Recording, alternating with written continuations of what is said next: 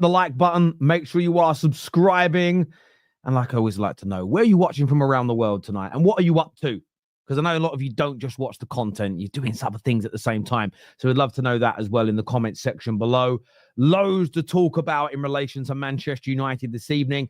Amorim with a big, big warning to the players. There's a lot of question marks today over the manager's future. We're going to talk about that. We're going to discuss that live tonight over the next hour. But the manager has sent a huge warning. Plus, two big blows to the Man United fan base today as well. A big report from Fabrizio Romano in relation to the potential signing of Victor Osimhen in the summer. Is it on? Is it off? Are Man United the favourites or not? We're going to discuss that. Plus, itchy nose. A situation with young Chido Obi. A really good cameo performance from him yesterday. Close to scoring a goal, but he cannot play in the Europa League. He cannot play in the Europa League this season due to not being registered. Whose mistake is that? Why was it made? Is it sensible that he doesn't get that amount of game time at such a young and raw point in his career? We want your thoughts, feelings, and opinions in the live chat, in the comments section below on all of that. And as always, it's very, very good to be here today, covering for Mark as he is away. And thank you very much indeed for having me on. I always appreciate the kind words from the United Stand community. If you don't know who I am, it's the first time seeing me. I'm Terry Flewers from the Football Terrace. Some of you know me from there. Some of you subscribe to my channel over there. If you don't, go check it out. Just search the Football Terrace. Go find me. We cover the top 6 teams in the Premier League. So, look, I want to start off with a thank you, by the way, to Linda. Saying great to have you. I appreciate it. Thank you very much, Linda. Good evening to Sally as well in the comments section. Good to see you here. Harpocrats says it's not Thursday, and I know it's not Thursday. But life happens. I know it isn't. So there we go. What we're saying here. I am stopping saying Glazers and Ineos. It's just the owners we want to leave. I hear you there. We've got Terry, who is goated, coming on. Thank you, Nathan. I appreciate the compliment on this evening. Evening to Mike JBA as well. Good evening to you. Hope you're well and good. Big up to the member here, Dan. Thank you. Liam says he's watching from South Africa. I was watching a film earlier today. I had a little bit of an afternoon off, and I was watching a movie, Escape from Pretoria. I've got 20 minutes to go in the movie, but very, very good. It's obviously set a while back. What's up to you, Lloyd Dingle? Hope you're very, very well indeed. Hope you're good. I hope you're good. So, look, I'm going to start with the first story today, one that I think is really, really important, but it opens up a little bit of a can of worms in terms of what are Man United doing? What's the direction that we're going in? I want to read you this passage because I think it's really, really important here. And this passage here says, ruthless Ruben Amorim is very tabloidy, but ruthless Ruben Amorim has warned that any Man United players he deems to be harming the team will be shipped out this summer. Now, you and I might all interpret what harming the team is differently. For me, I always look at that as someone who isn't good enough, someone who isn't pulling their weight, isn't working hard enough. Maybe they're a little disruptive. You've all been at work, haven't you? Or in class at school, where there's someone that's always trying to, you heard what the boss said. Oh, I don't like what he's doing. Oh, I hate the new process she's putting us through. Oh, I hate the way they handle this.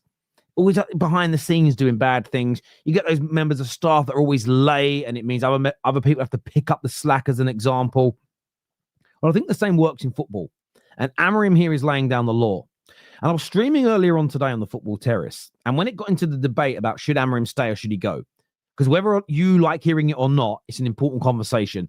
There are many Man United fans, ex-Man United players like Gordon Hill, who think Amorim should go. But what I found really key was a comment that came through. And this comment said that, isn't it ironic that the two managers getting the worst results and probably having the fans turn on them so quickly are the two managers in the last 12 years that have told the players to work harder, called them out publicly, and laid down the law about how poor the group is. And he mentioned Ralph and now Amorim. And it resonated with me. I know some people don't like Amorim. They don't like his approach. They don't like his style. But at the same time, if he would have pandered more to this group, adapted more to them, said they were fine and were perfect, would he have got that same new manager bounce Ollie got? I know that Ten Hag lost his opening 2 games, but then he went on a really good run for 6 months where the world felt brilliant and things fell apart again. Is this poor quality not so much about bad coaching, but players really not giving their all? Players really not buying into his ideas because they know their goose is cooked. They're off. They're going to have to go to a new club. They're going to be paid less. They're not going to be able to get away with mediocre performances, mediocre consistency, and still be paid Champions League winning, Premier League winning money. Is that more the issue, or is it the coaching? And that's all come up because there's talk that maybe Amorim his job is being questioned by the board. So I thought this article was really interesting today from the Mirror, where they speak about Amorim laying down the law and saying, if you are disruptive in any way in this dressing room, you are gone and out. And the reason why I thought that was such an important talking point is because it doesn't matter to me whether Ruben's the manager, De Zerbi, Diego Simeone, Pep, Klopp. It doesn't matter if we get a DeLorean, fly back to 1985, get ourselves Fergie from then, flying back to 2025 and have him as our manager again.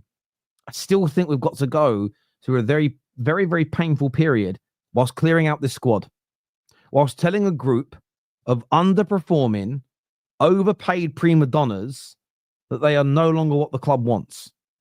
In the ideal world, we'd stop competing for the next year or so, build a squad, then come back. But you can't do that in football. It's not like a boxer or an MMA fighter that can leave a coach, leave a group of people that are surrounding them, move somewhere else, retrain, learn new things, and can come back refreshed and fight again. Can't do that in football. You know, it's essentially we are trying to fix a massive hole in the side of a sinking oil tanker whilst we're out in the middle of the Atlantic Ocean trying to deliver oil. You know, we've got to do all this at the same time. So I like what he said here. And it doesn't matter if Amorim goes or not.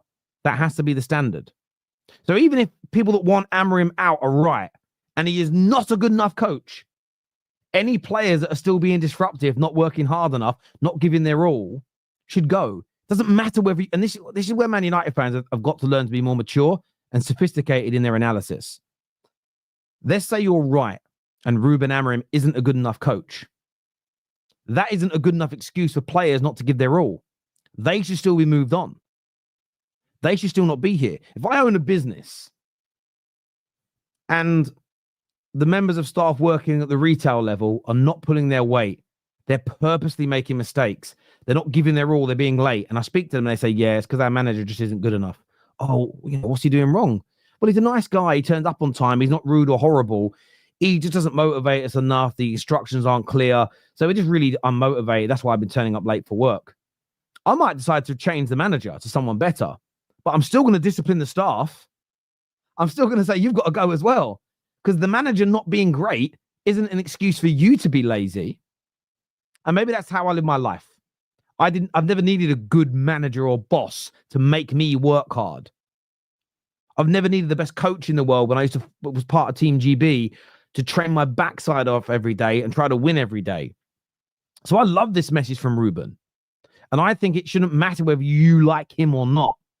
You should be objective in this and know that he is right. Any player that's disruptive to the progression of this team should be moved on. They shouldn't be trying to throw a manager under a bus. And even if they don't like his instructions, they should still be given 100% every minute of the day, in my opinion. I'd love to get your comments on this now. We're going to go to some that have come through here.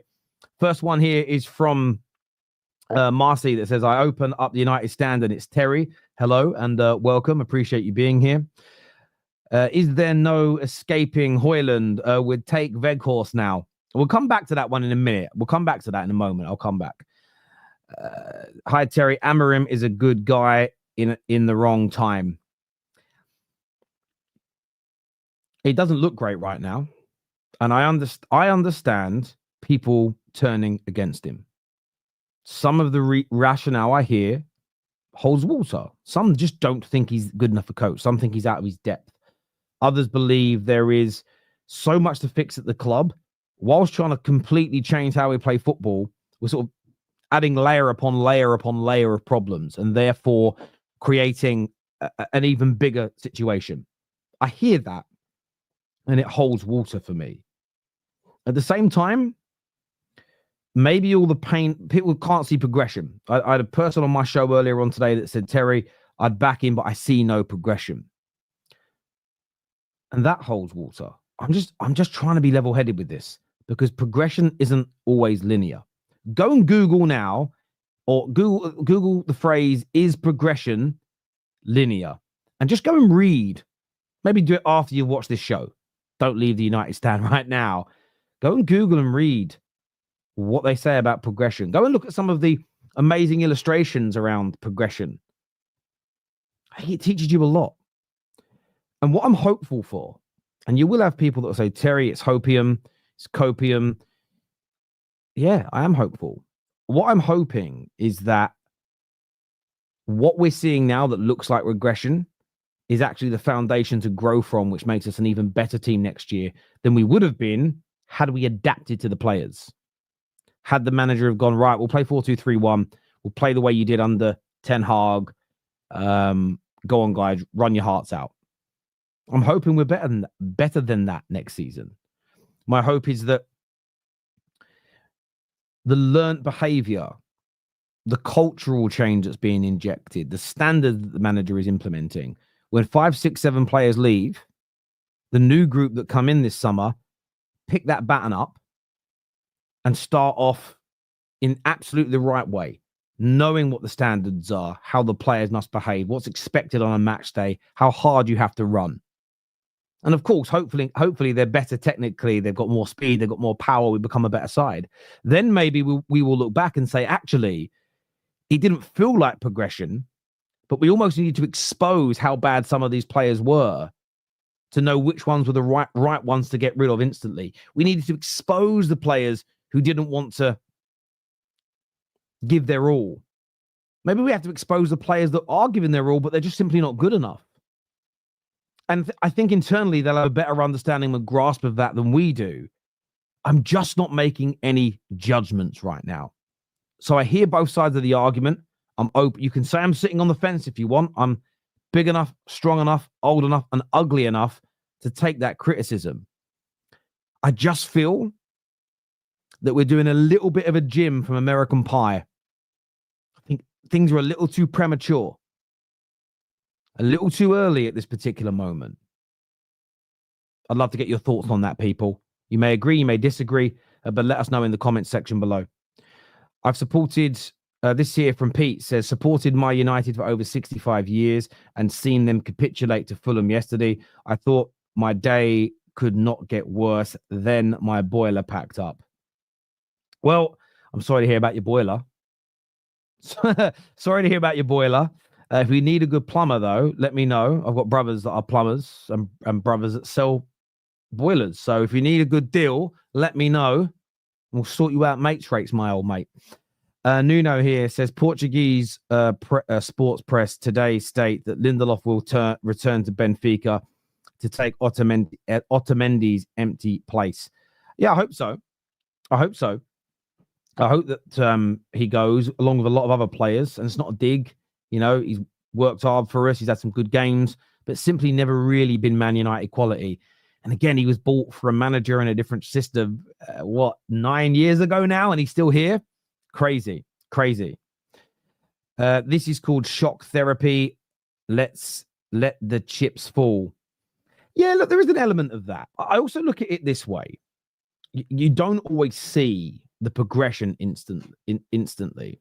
But like I mentioned a little bit earlier on in the stream, what I'm hoping for is that when the new players come in and the older players leave, that there's a lot of learned behavior that's going to be passed on instantly to new people coming in. So they're going to realize, but it won't feel alien to them because they're stepping straight into that environment. You know, when you start a new job, there are loads of customs that a workplace will have in terms of what time people arrive, when is it okay to take coffee breaks, and when is it what things, the kind of jokes that are okay, the behavior amongst staff members. There's a culture within workplace. And when you join somewhere new, you have no idea what it's going to be like 9 times out of 10, but you will adapt pretty quickly, whether those habits are good or they're bad. And I know if you will sit there and you really think about that, you've experienced it yourself. Very rarely will someone new go into a workplace unless they're of very high seniority and start to change the way behavior at that organization is. You just pick up that learned behavior. And there's an experiment that was done many years ago where they put 10 monkeys into a cage. And every time one of the monkeys in the cage tried to walk up a particular flight of stairs within their enclosure, they were all sprayed violently with water. So very quickly, what happened? Any monkey in this enclosure that went near these stairs, the rest would jump on him and drag him off, give him a little bit of a slap and say, don't go up there. Not verbally. This isn't Planet of the Apes, but you get my point. Then what they started doing after a few months is every week they would take one chimpanzee out and put a new one in. Now, that new one didn't know about the water. If it went near the stairs, it got dragged down and beat up. Eventually, there was 10 monkeys left in the enclosure, but all of them were brand new.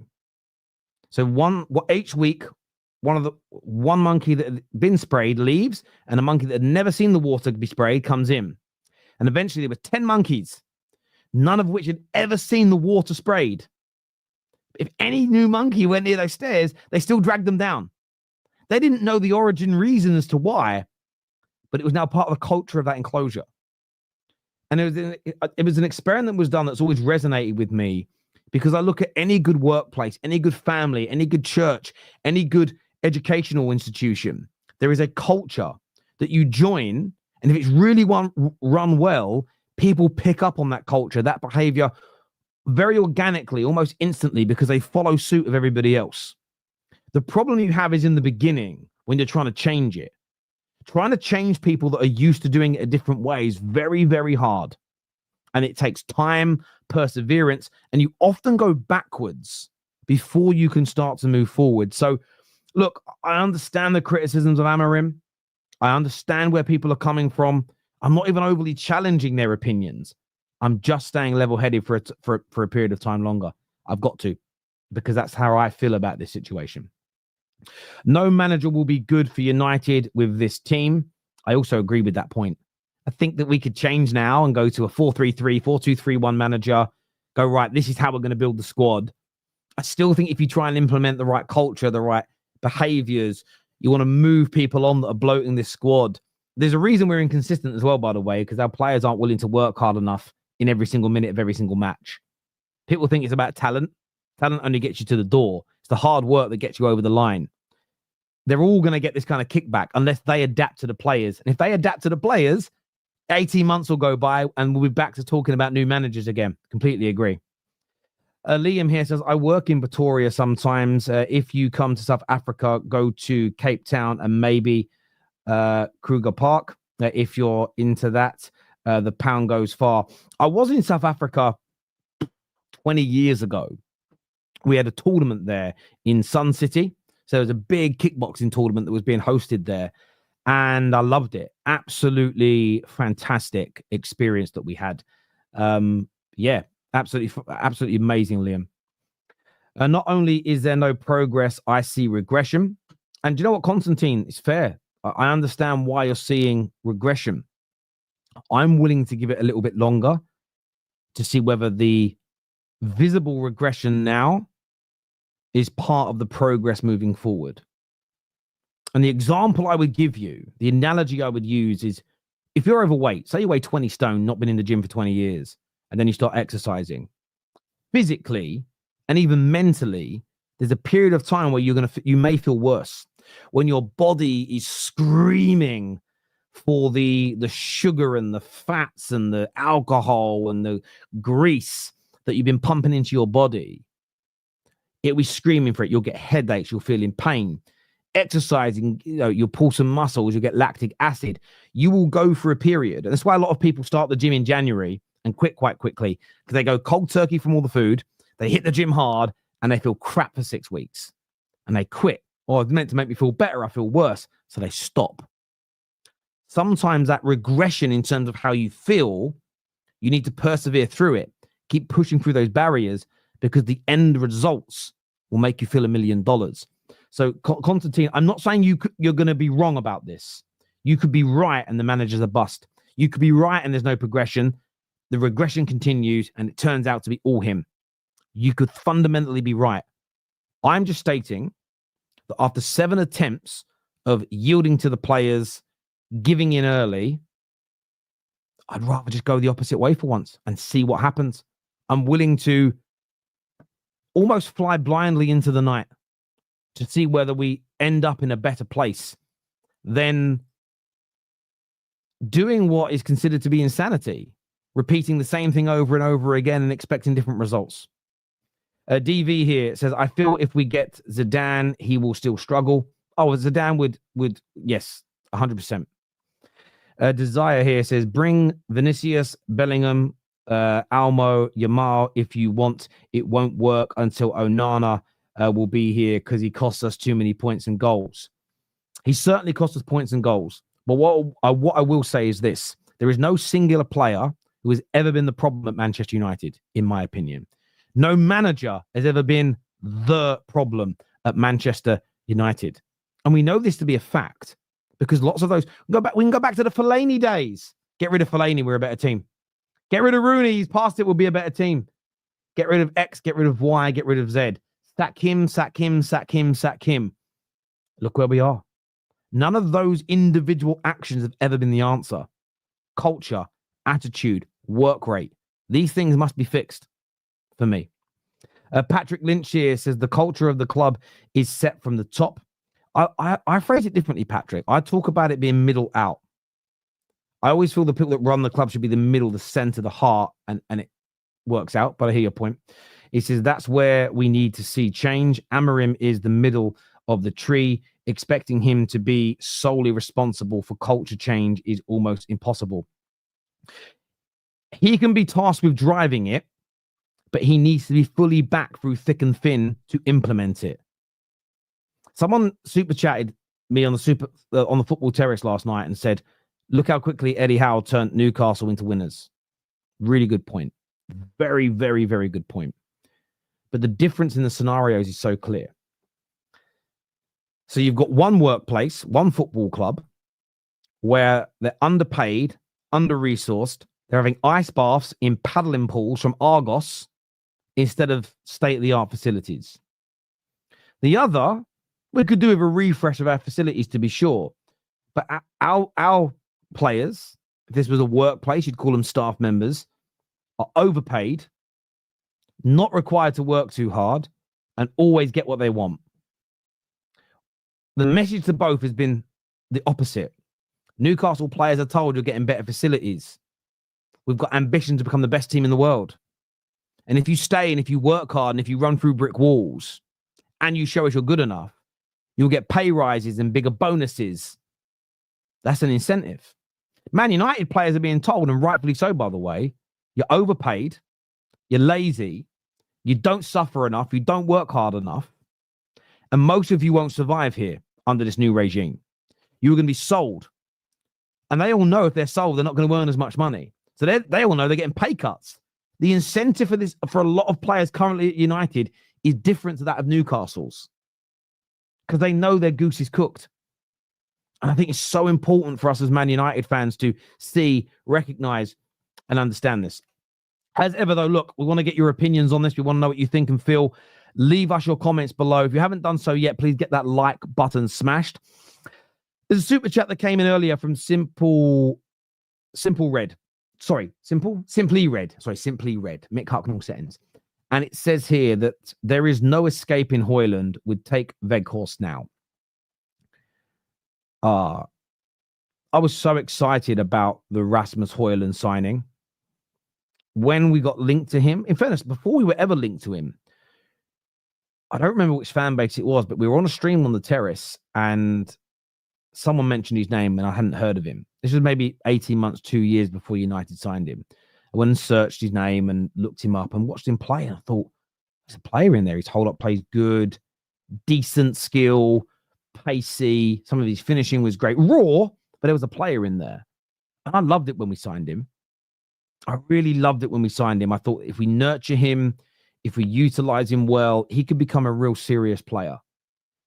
And I feel that him, like many before, he's been killed by the imbalanced squad. Maybe too much game time and exposure too early on.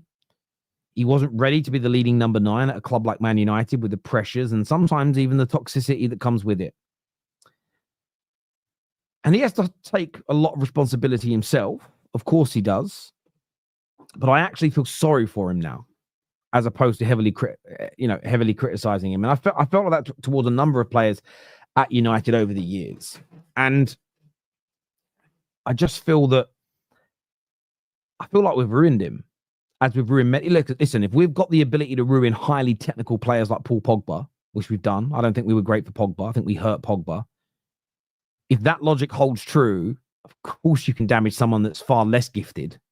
It stands to reason. So I am gutted by it. At the same time, I watched a 17-year-old boy come onto the field of play yesterday and force his way into creating chances. He sort of forced himself into the right positions. Now, I am not stating for a single second that Rasmus should have to create all his own chances.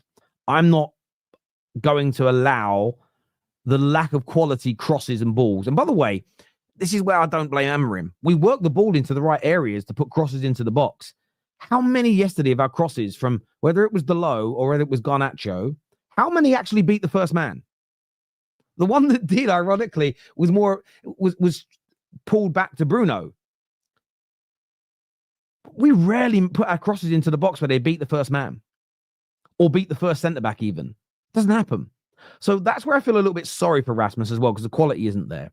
But I saw Obi come on and he really grew into that game. His touch got better. His involvement grew. If he was older, I'd probably say he should have scored. I'm not putting that pressure on the young man's shoulders yet. Very good save from Leno, stopped him. Really unlucky in the 95th minute. Almost gets enough on the ball to pull it into the back of the net. But I'm also not going to use him as a tool to beat Rasmus with. I don't think that's fair. It's not how I want to behave as a Man United fan. Because if we keep playing Obi now and overuse him when he isn't ready in a team that doesn't improve, and I'm hopeful we do improve next season, he will go the same route. Because you can barely name me a player that we've signed or brought for the academy who's continued to get better for more than 18 months, 2 years, or maintained a level. Most players go backwards at Man United. So I'm at a point where I find it so hard to just go in on a player. I might say, look, I look at Onana, I don't think he's good enough. There are too many mistakes. I look at Rasmus now and think there hasn't been enough development over the last 18 months. His confidence looks shot. The best thing for him and Man United in terms of a solution is probably for him to leave. But I think there's the opportunity for him and probably Onana as well. These guys will probably leave and have better careers elsewhere. I feel like they're done here. But one of the gutting things about the situation with Obi is that Man United haven't registered him for the Europa League. I couldn't believe I was reading it today. We didn't register him. He can't be registered as a B player. He doesn't qualify. And we didn't register him as part of the squad, so he can't play at all. And as much as I want Rasmus to turn it round, I'd love to be wrong about how I feel about him right now. I feel like his goose is cooked at United. I'd love to be wrong, because I don't dislike the man. In fairness, I don't dislike any Man United player when I'm calm. In the moment on games, like, I get heavily frustrated with them. But I think he's done. But he's going to have to play now. And I am so hoping he finds some form. Because we are playing for one thing and one thing only now, and that's to try and win the Europa League.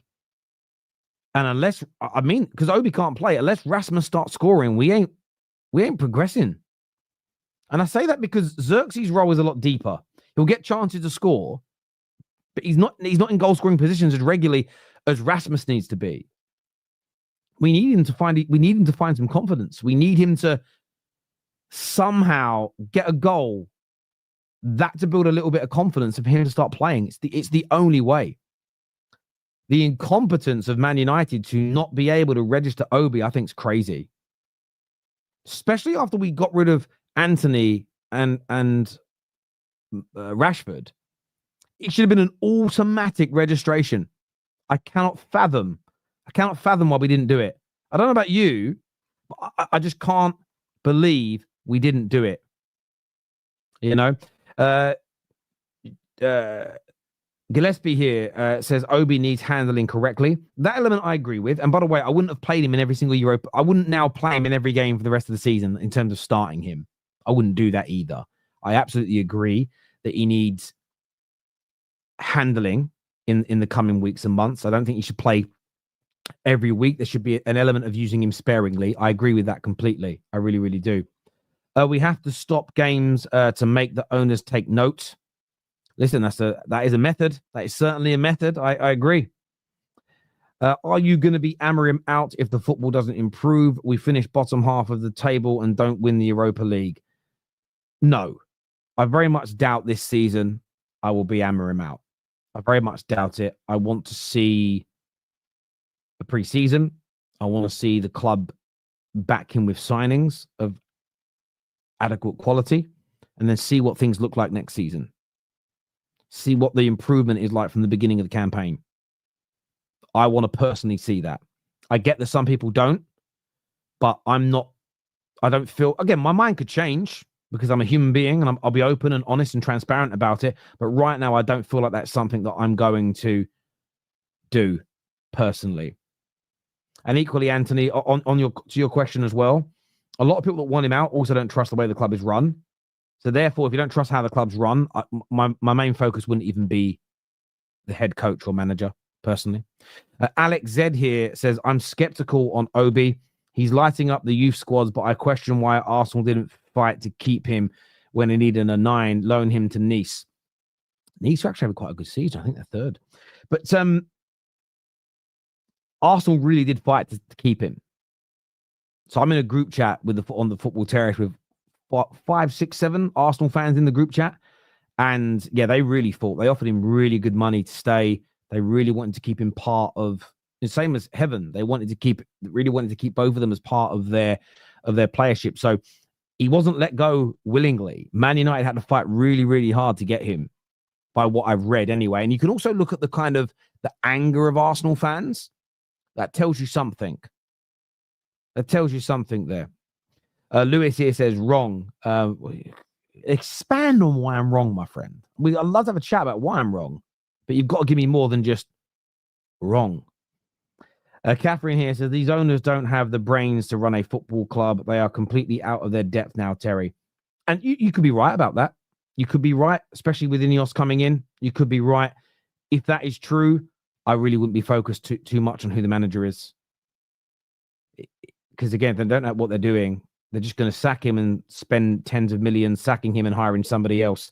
And if they don't know what they're doing, like the previous group running the club, then we'll just keep going through managers and wasting more and more money.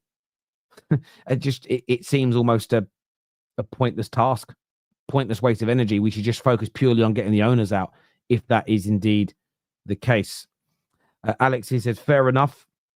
I didn't read much about Arsenal trying to keep him. Wasn't aware it was more of his choice. Yeah, he was offered contracts in multiple areas. Essentially, he saw that Man United had Man United kind of said to him, if I remember correctly, Fabrizio updated on this, essentially said that he'd be coming in this season and be the sort of developed into the third choice striker, which has happened. So, yeah, and I think he felt there was more of a gateway to the first team at Man United than Arsenal. Although with their injuries, he might have got game time there this year as well, to be fair. This year from Reverse Kai, he says, we all have to remember Obi is still young and is very good potential. He has got good athleticism and a good physique for a striker. He needs time. He absolutely needs time. I wanted him to score yesterday, but part of me is happy that he didn't. Because I also worry about if he gets a few games and he scores goals, suddenly Man United fans are going to put an expectation upon him that he isn't capable of handling right now. And we do that. So we're so desperate at Man United, and I get why, for a hero and to win and to be looked at as a great side again. I've seen us do this with Januzaj, Rashford. So many players come in and we're like, yep, this is the guy. We build up this massive expectation. And sometimes we over-egg it. Sometimes Wayne Rooney was a great player for us. But the amount of people that would say he underachieved, but he only underachieved based on not reaching their expectations of him. Rooney never told us he was going to do X, Y, and Z. Rooney achieved. It's just that he got overhyped by certain people. It's not Rooney's fault. And we do that a lot, don't we? I see people hate Jude Bellingham. Why'd you hate him? Oh, people overrate him too much. Is he overrating him? Is he saying it? No. Then why'd you hate him? It doesn't make sense to dislike somebody because somebody else thinks they're good, better than they are. It doesn't make sense. It's illogic in my personal opinion. Let's look at some more of your comments that have come through here. I wasn't talking to you when I said wrong.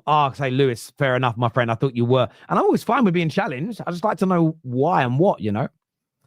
Heaven, well, welcome to hell. There is something quite funny about that. I was really impressed with him as well yesterday. I thought he handled that environment and situation very well. And listen, he may get some more game time because there is talk that Maguire's picked up a knock. So we will see. Keeping it on strikers, though, there's another story today that was out that I want to read. And this comes from Fabrizio Romano, where he has stated, I'm reading this here, that Man United are not in advanced or concrete talks to sign Victor Osimhen from Napoli, according to Fabrizio. Speaking on his YouTube channel, the journalist played down that the Red Devils are poised to snap up the Nigerian international. He says here that despite reports in the last 3 to 4 days saying Osimhen has agreed with Man United, there is still no confirmation on this. United are not in advanced or concrete talks for Osimhen. Clearly, he is a better... he is a better look and far more lively and productive. Man United fans call on Amorim to start the 17-year-old. This is part of a different article here. That's going into goal scorer. I'm trying to get back to... I'm reading the wrong part of the article here. Sorry, here it says, where did the rumors come from? It said it all stems from a report that was published by a Napoli magazine, which was taken out of context. The publication said that the striker was 95% certain to leave the Italians this summer, and they named the Red Devils. Arsenal and Chelsea are the 3 teams most likely to make an offer. However, some misconstrued those remarks to make it seem that the agreement with Man United had been reached. Romano and others have since put the record straight. And I'm a little gutted by that report that came out was misconstrued slightly. I'm gutted to hear that because I like Osimhen. I think he's an excellent player. And that's the level of individual I would love to see us sign in the summer. I really, really would. And we need a goal scorer. And we need an experienced goal scorer. I know we're linked to Delap and Sesko. I just feel that for Man United, they're just too young. They're very talented. I just feel they're too young. I think we need someone who's 25, 26, 27. I don't know about you. Do you agree with that? Are you gutted by this Osimhen move? I'd love to know what you think and feel. Has Beth secured the Delap deal yet? I don't even know what that means. I don't understand it. Usman Khan here says, this is the worst version of Goldbridge from the multiverse. And I'm sorry about that. I'm sorry you're disappointed. I respect the super chat. I respect the fact that you don't like the way I deliver content. But as my old grandmother used to say to me, you can't be everybody's cup of tea. Otherwise, you'll be a mug. So I apologize. Mark will be back soon. And I'm sure you'll enjoy the content when he is on, my friend. Okay. But thank you, Usman Khan, for the super chat. Hi, Terry. Mods chat. I don't know what that means. You mean speak to the mods? I see some mods here. I can see it. Told you our board are going for set with Danny Ings. Oh, can you imagine if we buy Danny Ings? That's our main striker. Oh, that'd be crazy. He's had a good hair transplant, though. That's probably the best thing he's done in the last 4 or 5 years. Yes, thank you, Gabriel, encouraging everybody to hit the like button. That would be amazing. Greg Donald here says, spin, spin, spin, spin. What do you mean? What are you referring to as spin? I'd love to understand a bit more what you mean, my friend. It's a great comment, great bit of challenge, great to have a bit of dialogue. But what do you mean? One of the members here, Fred Zami, says Rooney was sensational from the moment he arrived at United. He was fully formed from the off. He was very advanced for his age, but we bought him and he'd already played in an international tournament. So Man United didn't buy him at the same stage of his career that Obi's at. Equally, if you listen to Rooney talk about the level of player that was surrounding him, the core, Roy Keane, Gary Neville, Rio Ferdinand, Van Nistelrooy were at the club, to name just a few. Older, more experienced players, the spine of the team. Rooney didn't come in and have the expectations on his shoulders to be the main man straight away. We sort of rewrite that history because he came in and got a hat-trick straight away. We are not in that environment anymore. We don't have a squad of that level, of that ilk. So we need to be even more mindful, even more guarding of these young players because they don't have that strong, consistent, hard-working, responsible spine around them that the likes of Rooney had when they came in. The class of 92, when they entered the Man United system properly in terms of the first team, it was a team that had won doubles, a team that had won Premier Leagues, Pallister, Bruce, Ince, Brian McClare, to name Cantona, to name a few, who were the elder statesmen, Dennis Irwin, who were the core. And the youngsters could come in and flourish. What I don't want to do is start on a regular basis making 17, 18, 19-year-olds the spine. There is very little precedent to where that works. Every now and then you get a Rooney. Every now and then you get a Cesc Fabregas or a Yamal who can handle that pressure at that age and are good enough. But still look at what else is around them. Look at what else is in their team in terms of experience and quality. And you should never use an outlier as the rule. It's not a good way to live. So, yeah, I get your point. But you also got to look at the context of Man United during that scenario, This here from Alves, who says we need creative and smarter players. Too many low IQ players in the team who make the wrong decisions too much. I understand that completely. Just think Ollie could have gotten us Haaland for 20 million before he went to City, but the Glazers said it was too expensive. And that was when we had a team that was just full of so much speed, power, pace, finishing ability. Imagine we'd have added Haaland to the front line instead of going for... Listen, I love Ronaldo. But imagine Haaland joined instead of Ronaldo. That season would have been very different. Very, very different indeed, in my opinion. Let's have a little look here. Reverse Kai says, the fact that we won't go for certain strikers because they are too old is a bunch of BS. We need a bit of experience, quality, wisdom in the squad. We certainly do need that wisdom and quality. I absolutely agree. Oh, here we go. Spin, spin, spin is about the summer stories being nonsense to appease fans. Yeah, look, the thing is with the stories is sometimes they do get misconstrued. And it's not really your fault. As an example, if you read The Athletic and they have an article in there that states that reports in Napoli state that the deal to Man United is 95% done, and you read that article, it's not really on you if it turns out The Athletic, and I'm using them as a case in point, misinterpreted the article as an example. I don't always think the stories that come out are spin. When you release them, though, I think dictates that. So United lose and then they release a story that they're interested in a really good player. I get why people call it spin. At the same time, if Man United won yesterday, there'd be stories about us buying players. If Man United lose, there's stories about buying players. I was talking to Gooners about this the other day. Oh, we always get linked to people when we're doing badly. Like, that's not true, is it? I've seen Arsenal linked to players my whole life when they're winning or losing. City, when they did a 4P, they were linked to players every summer in that process. You always get it.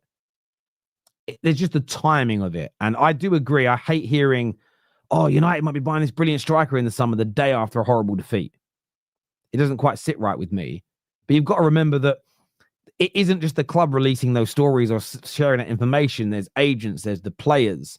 There's all and sundry that do this. And now the media know it winds us up. I wouldn't even be surprised they hold on to a story just to release it after a defeat. And we know that happens. I remember watching TalkSport and they had a journalist on there. It was actually about Foden and Greenwood, ever before the horrible stuff about Greenwood came out and everything.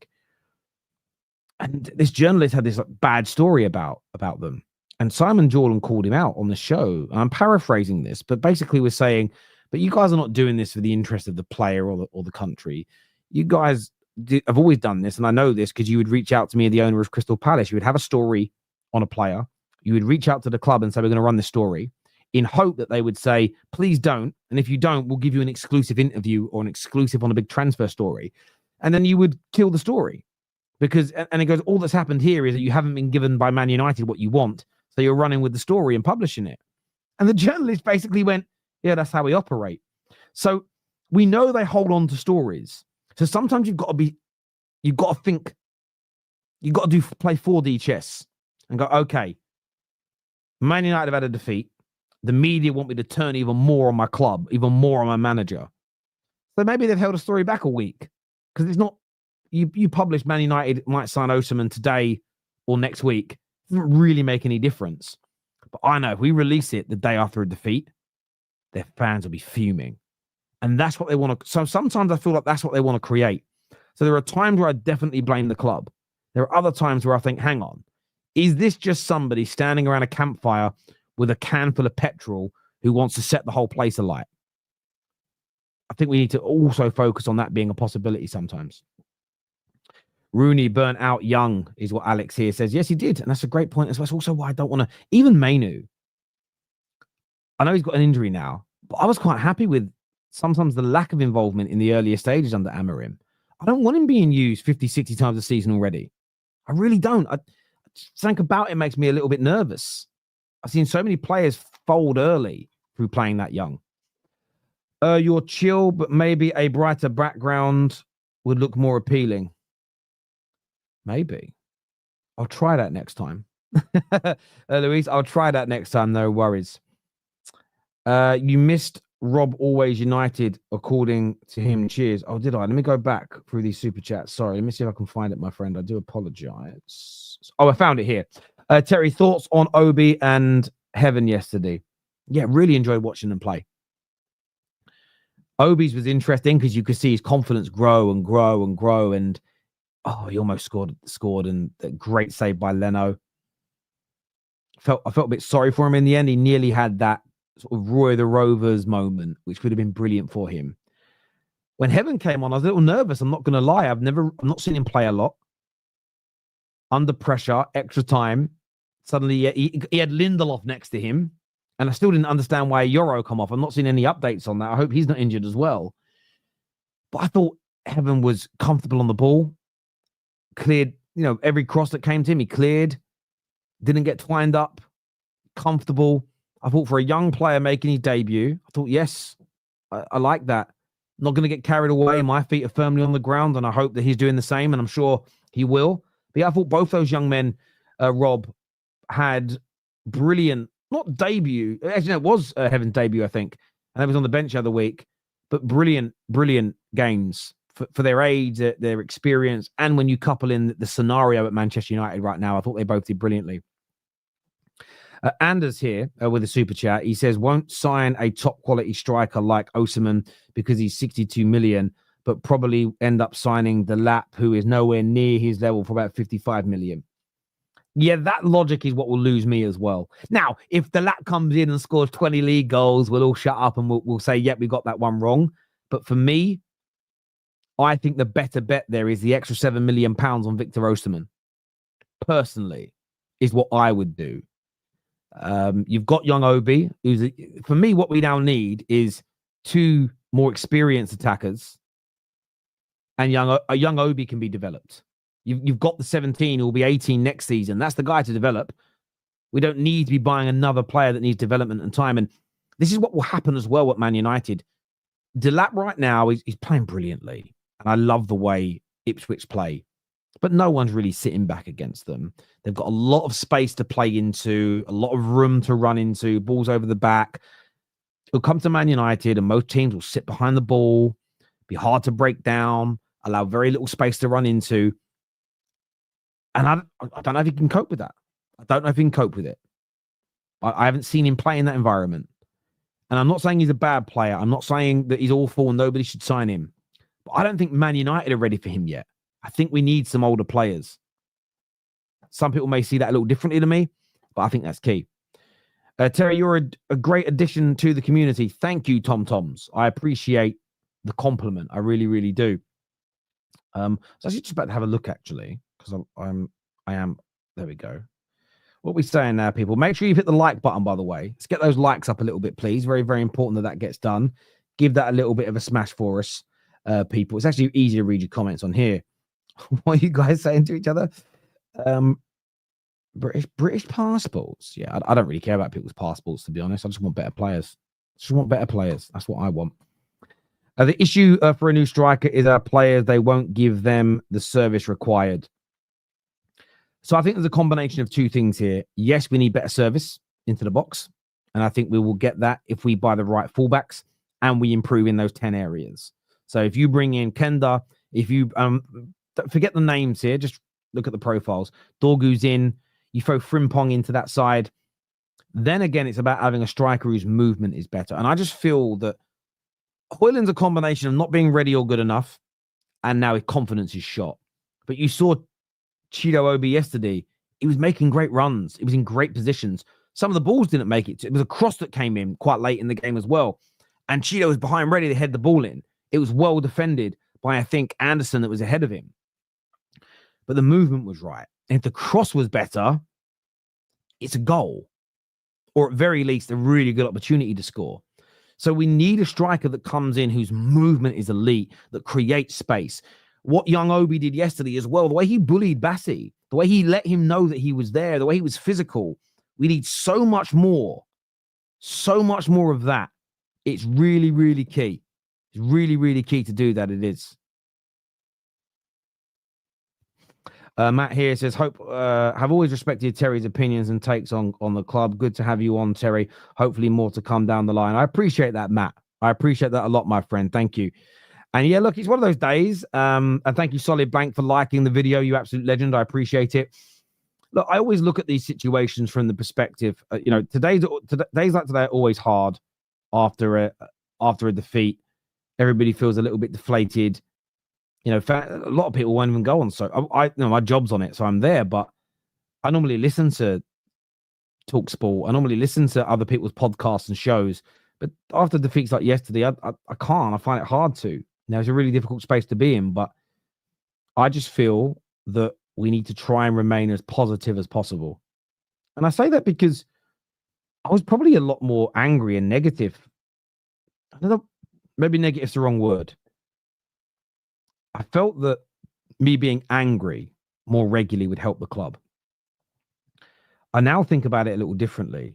And there are days where I will be angry. I'm not saying never be angry and never criticize. I just don't know where there is no empirical evidence that shouting and screaming and being angry at the club all the time will improve us. I think when you're a brilliant club and the standards drop for a little period and you show a bit of anger and frustration, it's a bit of a kick up the backside to the higher ups, the manager, the players. Oh, they're not happy. Let's up our game. With where we are, I don't feel being angry helps. I actually think being angry at this point will make us worse. I don't think criticism is key, but so much of the criticism we give out end up turning into abuse. I don't think that helps the players' confidence.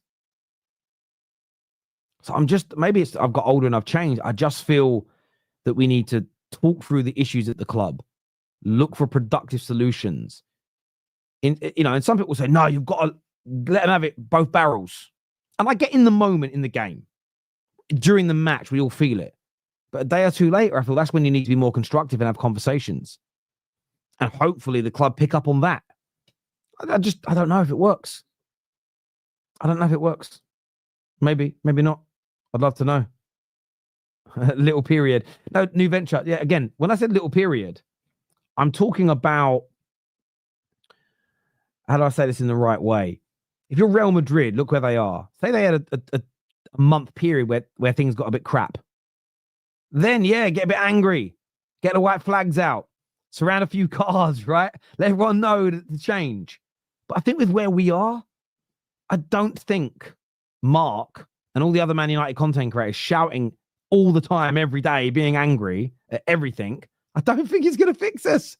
I'm not saying don't criticize, but someone said to me yesterday, Terry, you don't seem angry enough as a Man United fan. It's not that I'm not angry inside. I said, I reckon if I went online and screamed and ranted and raved, it'd get a lot of attention. But what's the end result of that, other than me looking for views? I don't see what the club is going to benefit from that.